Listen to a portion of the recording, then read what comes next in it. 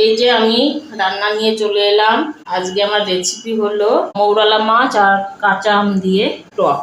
এই দেখো তেলটা দিয়ে দিয়েছি, হিটও হয়ে গেছে। আমি এখন মাছগুলো ভেজে নেব।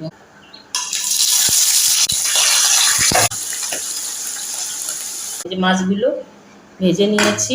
মাছ ভাজার তেলের মধ্যে আমি সর্ষে ফোড়ন দেব, দুটো শুকনো লঙ্কা দেব,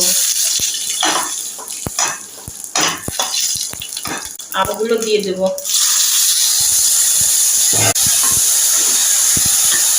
পরিমাণ মতো লবণ, হলুদ, কাঁচা লঙ্কাগুলো দিয়ে দেবো, যে যেমন খাবে ঝাল স্বাদ মতো।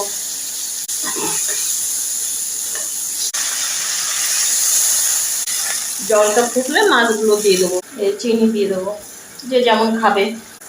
এই দেখো জলটা ফুটে গেছে, এখন আমি মাছগুলো দিয়ে দেবো। আমটা দেখো গলে গেছে, এই যে মাছগুলো দিয়ে দেবো।